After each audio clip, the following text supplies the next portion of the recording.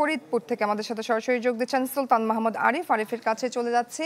আরিফ, এনসিপির পদযাত্রা চলছে, গতকালকে গোপালগঞ্জের যে ঘটনা তার পরিপ্রেক্ষিতে ফরিদপুরে আইন শৃঙ্খলা বাহিনীর তৎপরতা কেমন দেখছেন? আপনার আশেপাশে অনেক নেতাকর্মীদের দেখতে পাচ্ছি, এই পথসভা কখন শুরু হবে?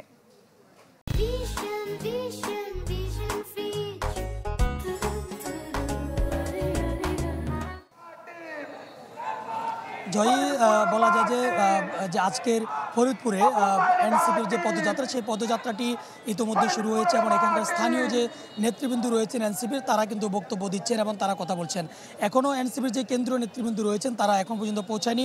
আমরা তাদের সাথে কথা বলেছি যে তাদের ঠিক এখানে পৌঁছাতে দুপুর 1:30 থেকে 2টো বাজতে পারে এবং এর ভিতরে তারা এখানে এসে পৌঁছাবে। এবার আপনি দেখতে পাচ্ছেন যে আমি এখন এদের আজকের এই পদযাত্রাটি যেখানে অনুষ্ঠিত হবে সেটি এখানকার ফরিদপুরের যে জনতা ব্যাংক মোড়, এই মোড়ে তারা আজকের এই পদযাত্রাটি করবে এবং পদযাত্রাকে ঘিরে ইতিমধ্যে স্থানীয় যারা এনসিপির নেতৃবৃন্দ রয়েছেন তারা এখানে উপস্থিত হয়েছেন। বিভিন্ন জায়গা থেকে ছোট ছোট মিছিল নিয়ে আজকের এই পদযাত্রার সমাবেশস্থলে তারা এসে একত্রিত হয়েছেন এবং আইনশৃঙ্খলা রক্ষাকারী বাহিনীর সদস্যদের তৎপরতা কিন্তু আমরা দেখেছি। ফরিদপুরের প্রতিটি মোড়ে মোড়ে আইনশৃঙ্খলা রক্ষাকারী বাহিনীর সদস্যরা রয়েছে। এখানে সেনাবাহিনীর সদস্যরা, পুলিশ সদস্যরা এবং পাশাপাশি র্যাবের সদস্যরা, বিজিবি, কোস্টগার্ড, সকল ধরনের আইনশৃঙ্খলা রক্ষাকারী বাহিনীর সদস্যরা কিন্তু এখানে রয়েছেন।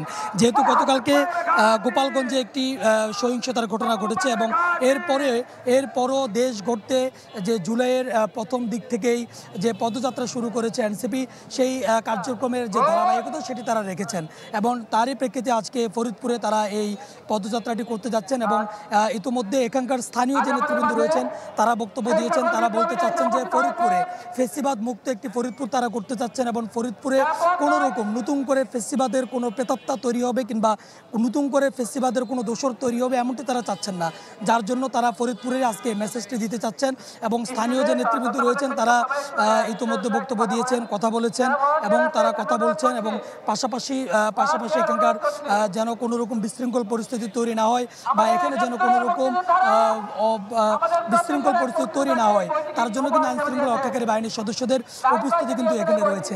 বেলা যত বাড়ছে অর্থাৎ তাদের পদযাত্রার অর্থাৎ কেন্দ্রীয় নেতৃবৃন্দ আসার সময় যত ঘনিয়ে আসছে ততই কিন্তু আমরা দেখতে পাচ্ছি যে লোকে লোকারণ্য হচ্ছে এবং এনসিপির নেতৃবৃন্দ এবং আশপাশের যে সমস্ত কর্মীরা রয়েছেন তারা কিন্তু উপস্থিত রয়েছেন এবং নারী পুরুষ সকলের কিন্তু উপস্থিতি এখানে রয়েছে এবং বলা যায় যে আমরা দেখছি যে দৈনিক জনতা ব্যাংকের যে মোড়, সেই মোড়ের ডান এবং বাম সব দিকেই কিন্তু নেতৃবৃন্দদের উপস্থিতি রয়েছে এবং নেতাকর্মীদের উপস্থিতি কিন্তু এখানে রয়েছে।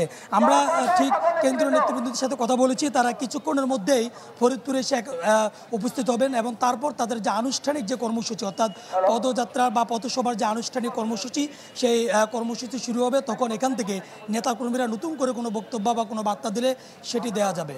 জয় আরিফ, ধন্যবাদ আপনাকে। দর্শক, ফরিদপুর থেকে সুলতান মাহমুদ আরিফ জানাচ্ছিলেন এনসিপির জুলাই পদযাত্রার সবশেষ খবরাখবর।